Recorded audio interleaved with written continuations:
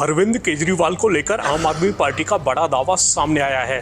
Party नेता आतिशी ने दावा किया है कि गिरफ्तारी के बाद से अब तक अरविंद केजरीवाल का वजन 4.5 किलो घट गया है। अरविंद केजरीवाल जी का पिछले 12 दिन में 4.5 किलो वजन घट गया है। आतिशी ने कहा है कि केजरीवाल का वजन घटना बहुत चिंताजनक है।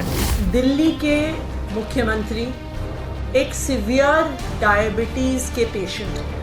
अगर किसी सीवियर डायबिटिक पेशेंट का शुगर लेवल 50 के नीचे गिर जाए तो उनकी जान को भी खतरा हो जाता है। उन्होंने बीजेपी को निशाने पर लेते हुए कहा, आज भाजपा उन्हें जेल में डालकर उनके स्वास्थ्य को खतरे में डाल रही है। अगर अरविंद केजरीवाल को कुछ हो गया तो पूरा देश तो क्या, भगवान भी इन्हें माफ नहीं करेगा। दिल्ली के मुख्यमंत्री एक सीवियर डायबिटीज के पेशेंट हैं। डायबिटीज के एक सीवियर पेशेंट होने के नाते दिन में कई बार उनका शुगर लेवल मॉनिटर होता है। जिस हिसाब से उनका शुगर लेवल बढ़ता है, गिरता है, उसी के अनुसार उनको दवाई लेनी होती है, इंसुलिन के इंजेक्शन लेने होते हैं और उसी अनुसार उनका खान पान और डाइट होती है। डायबिटीज़ एक ऐसी बीमारी है कि जब सीवियर होती है तो उसके साथ जुड़ी हुई बहुत सारी कॉम्प्लिकेशंस होती हैं। डायबिटीज़ का असर इंसान के हार्ट पे भी पड़ता है, किडनी पर भी पड़ता है, आँखों पर भी पड़ता है, पूरे नर्वस सिस्टम पर भी पड़ता है। सीवियर डायबिटीज़ का एक बहुत मेजर खतरा शुगर लेवल गिरने का होता है, जिसे हाइपोग्लाइसीमिया कहते हैं। अगर किसी सीवियर डायबिटिक पेशेंट का शुगर लेवल 50 के नीचे गिर जाए तो उनकी जान को भी खतरा हो जाता है।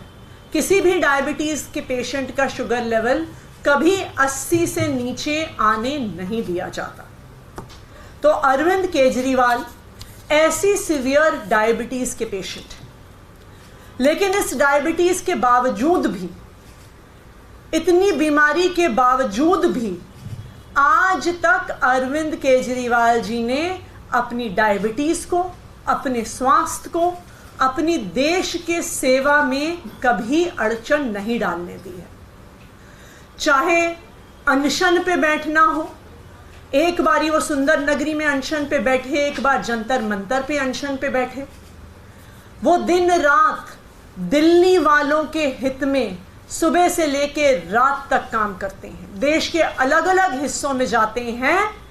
अपने स्वास्थ्य को ध्यान ना रखते हुए भी अपनी वो देश की सेवा में कभी भी उन्होंने आज तक स्वास्थ्य को अड़चन नहीं बनने दिया है।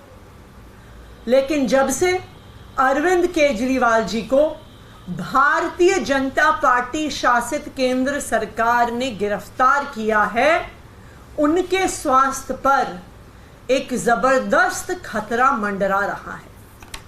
जब वो ईडी की कस्टडी में थे तो 3 बार उनका शुगर लेवल गिरा। एक बार उनका शुगर लेवल 46 तक पहुंच गया, जो किसी भी व्यक्ति के लिए जानलेवा साबित हो सकता है। अरविंद केजरीवाल जी का पिछले 12 दिन में 4.5 किलो वजन घट गया है। एक डायबिटीज का पेशेंट होते हुए इतने कम समय में इतना ज़्यादा वजन घटना कई प्रकार की कॉम्प्लिकेशंस पैदा कर सकता है।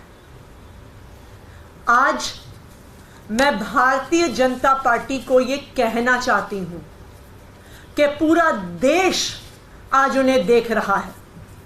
आज देख रहा है कि किस तरह से भारतीय जनता पार्टी ने झूठे केस लगाकर अरविंद केजरीवाल को जेल में डाल दिया है, जहां आज उनके स्वास्थ्य को खतरा हो रहा है। किसी नॉर्मल व्यक्ति के लिए भी 12 दिन में 4.5 किलो वजन घटना कोई नॉर्मल बात नहीं है। किसी ऐसे व्यक्ति के लिए भी जिसे स्वास्थ्य की समस्याएं नहीं हैं, लेकिन एक सीवियर डायबिटीज के पेशेंट के लिए 12 दिन में 4.5 किलो वजन घटना एक बहुत खतरनाक चीज है। केजरीवाल को कथित शराब घोटाले से जुड़े मामले में ईडी ने गिरफ्तार किया था। ईडी की रिमांड खत्म होने के बाद कोर्ट ने उनको 15 अप्रैल तक न्यायिक हिरासत में भेजा है। इस बीच केजरीवाल की गिरफ्तारी के विरोध में आम आदमी पार्टी ने 7 अप्रैल को सामूहिक उपवास करने का ऐलान किया है। केंद्र सरकार और भारतीय जनता पार्टी की मोदी सरकार जिस तरह से तानाशाही पर उतारू है, जिस तरह से सारी हदें पार कर रही है, जिस तरह से अब चुने हुए मुख्यमंत्री को उठा करके बिना किसी सबूत के उठा करके जेल में डाल दिया गया। पहले कहते थे कि हम पूछताछ करना चाहते हैं, 10 दिन तक पूछताछ किया, कुछ नहीं निकला, अब उठा करके जेल में डाल दिया। जैसे संजय सिंह को उठाकर जेल में डाल दिया था।